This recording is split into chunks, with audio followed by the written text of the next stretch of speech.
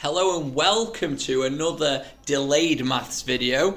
As you can see, we've gone with the super fresh trim because the tuft was just too much. So I'm linking it back today. We're going into, I want to say saving money, but it's maybe perhaps making it a bit more money aware. You've heard on the news that we've got, the green list travel here and there. And, what happens when you go abroad and there's a different currency?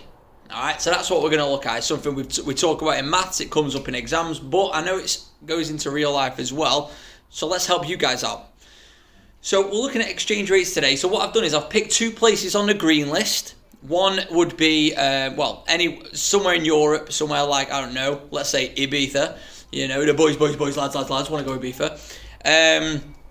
So I've chosen euros, and I've chosen Israel, because why wouldn't I?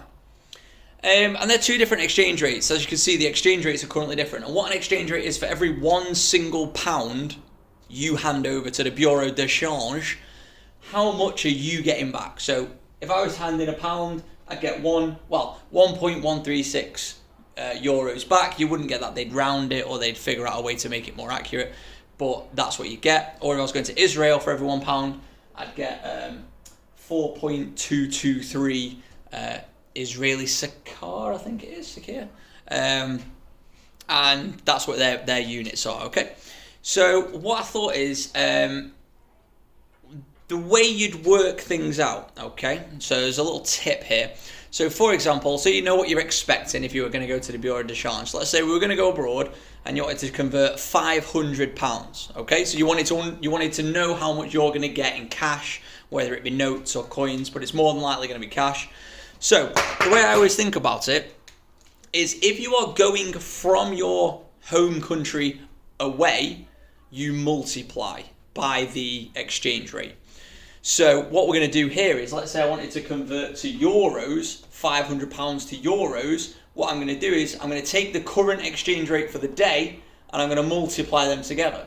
So, I'll do the 500 times by 1.136, and that would give me exactly...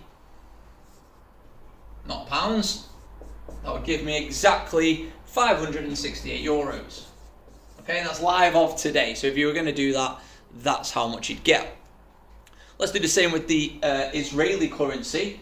So I'd do 500 times 4.223, and that comes out at £2,111.50.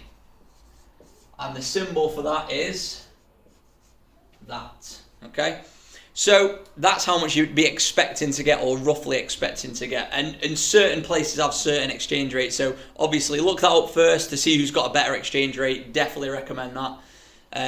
So you might earn that little bit extra, you might get that little bit more when you go abroad. So why is this useful? Well, it's when you're there, I think it's when it makes it more useful. Yes, you can go into holiday mode and you can think, oh, just get it, it's fine, we're on holiday, all right? But let's make sure you're not getting ripped off, yeah? Because we're here to save your money, aren't we? So let's say, for example, all right, you go into Israel, okay? So what would be useful is knowing, rather than remembering that, you don't want to spend all holiday remembering that, but what you can have in your mind is saying, well, it's about 420, right? It's about 420, okay? It doesn't need to be super accurate, because it's just to give you an idea if you're being ripped off or not. So let's say it's 420. So I've talked about if we're going away, let's talk about coming back into pounds. So there's a pair of sunglasses, you're in Israel. It's 150 of the Israeli currency. Well, okay, you've got a phone, and you on your calculator on your phone, because I'm sure you're not going to take this with you, all right? Not space, not space for that. So you've got your phone with you. So what do I do? Well, when I'm going away at times, but when I want to come back to the home currency, divide. So I divide that by my made-up rounded number, 420, just to give me an idea. And that comes out at about £35. Alright, roughly, was it £35.71? Alright, so in your head, if you remember that 4.2 and you see something, you go out to the markets, you go out to the shops, and you go, oh, I wonder how much that actually is, like how much am I actually paying? Quick calculation, divided by 4.2, because you've taken the exchange rate in your head with you, everything divided by 4.2, and you can see, would you be willing to pay £35.71 for those glasses, sorry, that's just there, $35.71 for that pair of glasses. If you would, get them. If you think, hold on a minute, these probably only cost about 50p to make, probably don't want to pay it. Yeah, saving your money. So with a euro, you know, you're abroad, you go into Ibiza for the summer, it's going to be hot, all right? You're going to need a hat. So it's 20 euros, this hat. So what's that? Again, the exchange rate's about 1.136. Don't want to remember that. 1.1. Where is it? Oh, there it is. 1.1. All right. So divide that by 1.1. That comes out at £18.18. Yeah. Would you want to buy this specific hat for £18.18?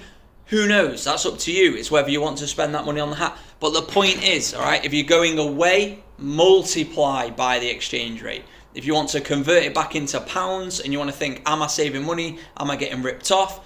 Divide it by the exchange rate. If you've got the exchange rate on your phone, you can divide it by that exact number.